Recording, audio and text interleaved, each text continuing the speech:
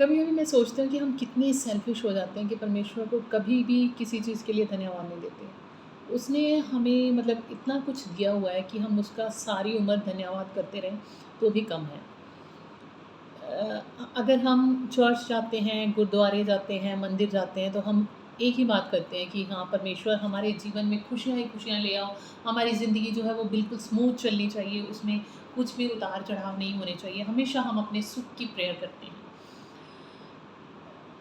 कल रात को जब मैं ड्यूटी पे थी तो मैंने देखा कि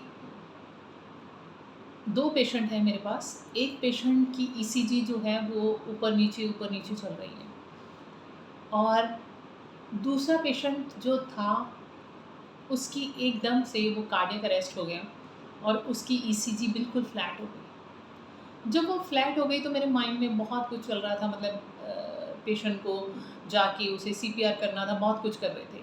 लेकिन साथ-साथ में मेरा मतलब दिमाग जो है वो कहीं और भी चल रहा था कि हमेशा हम परमेश्वर को यही कहते रहते हैं, तो हमारी ज़िंदगी में उतार-चढ़ाव मत लेके आइए, आप हमारे जीवन में जो है वो स्मूथनेस लेके आइए, हमारी जीवन जो है, हमारी लाइफ़ जो है वो हमेशा स्मूथ चलनी चाहिए। तो अगर मैं इस चीज़ को देखूँ कि जो पेशेंट की ईसीजी में ऊपर नीचे चल रहा था, तो इट मीन्स कि वो ज़िंदा है। वो ज़िंदों की ज़मीन पर है और वो ये दुनिया की सारी खुशियों को उम, मतलब एन्जॉय कर रहा है। कहने का मतलब कि अ, मतलब अलग-अलग तरीका है सबका कहने का। और अगर उसकी ईसीजी जो है वो बिल्कुल स्ट्रेट हो गई, मतलब स्मूथ हो गई, तो इट मीन्स कि वो इस दुनिया में है ही नहीं। फिर भी हम वो तो अच्छा है कि खुदा जो है वो हमारी प्रार्थना को सुनता नहीं है कि हमारी ज़िंदगी स्मूथ हो जाए, यानी कि ईसीजी की तरह सीधी हो जाए। तो मेरी मतलब आप लोगों से यही एक रिक्वेस्ट है कि हर टाइम परमेश्वर का धन्यवाद करते रहें, उस खुदा का धन्यवाद करते रहें। उन्होंने हमें फ्री में बहुत कुछ दिया हुआ है।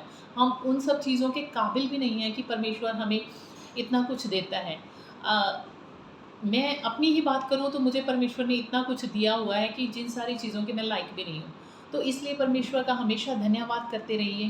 परमेश्वर के जो हमें दिया है, फ्री में हमें पानी दिया हुआ है, हवा दी है, साँसें दी हुई हैं, हम उसकी कोई कीमत नहीं देते हैं। हमें सूरज की रोशनी मिलती है, बहुत सारी ऐसी चीज़ें जो हमें फ्री में मिलती हैं। हमने कभी उसके लिए धन्यवाद नहीं दिया, लेकिन जब भी हम जाते हैं परमेश्वर के पास, प्रेयर करते हैं, प्रार्थना करते हैं, तो हम हमेशा अच्छे की कामना करते हैं।